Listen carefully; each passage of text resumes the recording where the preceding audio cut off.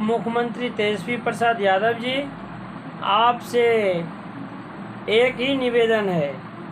आपके पास जितने भी समस्या जा रहे हैं, आप अपने स्तर से, आप अपनी निगरानी में उसको जांच कमेटी के द्वारा जांच करके जो उचित डिसीजन होता है वो कृपया देने का काम करें। क्योंकि आपको ये खुद पता है कि पिछले 10-15 वर्षों में जनता का कहीं से कोई सुनवाई और कार्रवाई नहीं किए जाते थे। जिन्होंने आप खुद जब विपक्ष में थे तो ये सब बातें आपको बिल्कुल जानकारी में है। तो आप सबसे पहले अगर आप कोई काम कर रहे हैं तो कानूनी कार्रवाई पे आप ज़्यादा ध्यान दीजिए। बिहार सरकार के जितने ही पुलिस डिपार्टमेंट है, आप इतना से इतना कार्रवाई कीजिए, इतना से इतना कार्रवाई कीजिए ताकि आने वाले समय में कोई गरीब को थाना का चक्कर काटना नहीं पड़े और किसी को गलत केस के द्वारा फंसाया नहीं जाए। क्योंकि बिहार सरकार के जितने भी ये पुलिस डिपार्टमेंट है, ये छोटे को कोई कहीं देख नहीं पाता है, गरीबों को कोई देख नहीं पाता है, ये आपको खुद पता है। तो आप जब मुख्यमंत्री नीतीश कुमार जी के साथ हैं तो साथ रहिए। कुछ दिक्कत इसमें जनता को नहीं है, लेकिन जनता जिस बात से परेशान है उस पर आप फोकस करिए। जनता को आपको जितना जो देना होगा दीजिएगा।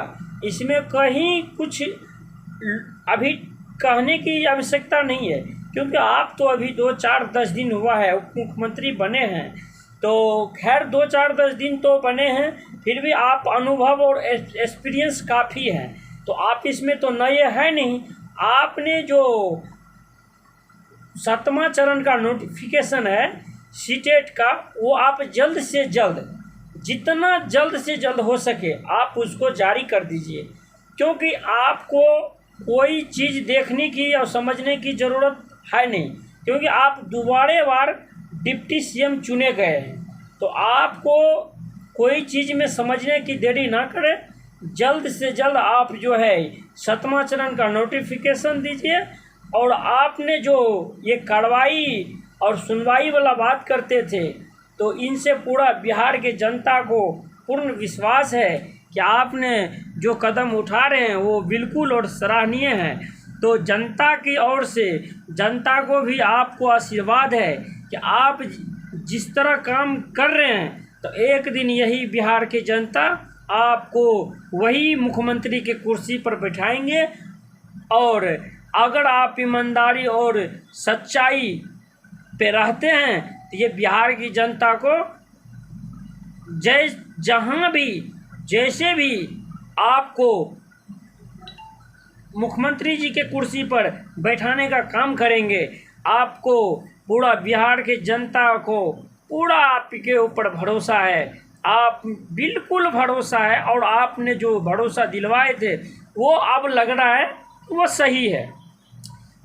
जैसे कि आपने 22 अगस्त को सीटेट बीटेट उत्तीर्ण अभ्यर्थियों पर आंदोलन में जो एडीएम के द्वारा जो एक आतंकवादी कहा जाए और यह एक अधिकारी के द्वारा जो बर्ताव किया गया था वो बिल्कुल गलत था। ये नहीं होनी चाहिए था। एक विद्यार्थी है, विद्यार्थी के कष्ट आपको समझना चाहिए था। वो क्या अपना शांतिपूर्ण व्यवस्था से अपना वो मांग रख रहे थे, आपको सुनना चाहिए, समझना चाहिए ये क्या कह रहे हैं। आपके उसके ऊपर नहीं लाठीचार्ज करना चाहिए। ये लोकतंत्र है, ये सबका अधिकार है अपना एक धरना प्रदर्शन के माध्यम से सरकारों तक आवाज़ पहुंचाने का।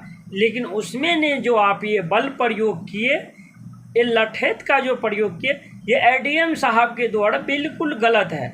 जिसमें कि माननीय उप मुख्यमंत्री तेजस्वी प्रसाद यादव ने जो टीम का गठित किए थे, वही टीम ने आज जो निर्णय लिए, जिसमें कि पटना के डीएम भी दोषी पाए गए हैं कि ये बल प्रयोग किया गया था, इस चीज़ का ज़रूरत नहीं था। एक विद्यार्थी कई वर्षों से पढ़ाई लिखाई करके और आपके आप सत्ता में रह करके आप नहीं सुनवाई कर रहे हैं, ना कार्रवाई कर रहे हैं, तो क्या करेंगे? जो लोकतंत्र का हिस्सा है वो लोकतंत्र में जाके बात रखेगा। आपको अगर अच्छा नहीं लगता है तो आप उसको समझाने का काम करें, ना कि उस पर लाठी डंडा बरसाने का काम करें। जिस बेरहमी से उन छात्रों को पिटाई किए थे, मैं तो मांग करता हूं उप मुख्यमंत्री तेजस्वी प्रसाद यादव से कि आपने जो विद्यार्थियों के द्वारा जिस विद्यार्थियों पे इन्होंने तिरंगा लपटे हुए हाथ में इन्होंने प्रहार किए थे, उन विद्यार्थियों से एडीएम को माफ़ी मांगना चाहिए और पूरे प्रेस कॉन्फ्रेंस के साथ पूरे देश और राज्य के जनता को बताना चाहिए कि हमने जो काम किए थे वो बिल्कुल गलत था, हमको ऐसा कदम नहीं उठाना चाहिए था। जब आपने पढ़ते थे, क्या आपको आंदोलन नहीं करना पड़ता था? आप ऐसे एडीएम बन गए थे।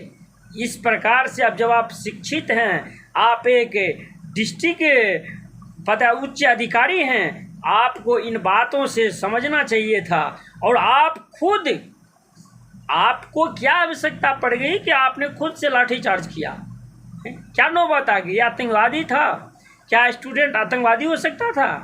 किस प्रकार से वो चोर था? क्या था? इस प्रकार से आप लोग अगर थाना पे जा कर के और अन्य कई मामलों में जांच करते तो ये हम लोगों के लिए बड़ी सौभाग्य और की बात होती कि मानने अब की बार जो ये कार्रवाई किए जा रही है बिल्कुल सही है।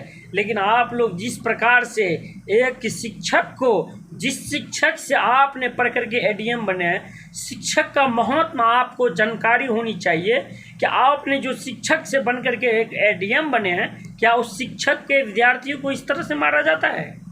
और आपके पुलिस प्रशासन सब खड़े थे और आप लाठी चला रहे थे, और जिस प्रकार से आपने लाठी भांज रहे थे, क्या एक एडीएम का यही काम है?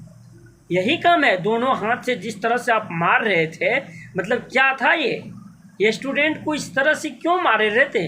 आपको जो अगर कोई दुश्मनी था, कोई बात था, तो उस चीज़ को आप रखते। इस प्रकार से नहीं किया जाता है एडीएम साहब। आपने जिस तरह से उसको पिटाई किए हैं, नहीं करनी चाहिए थी आपको।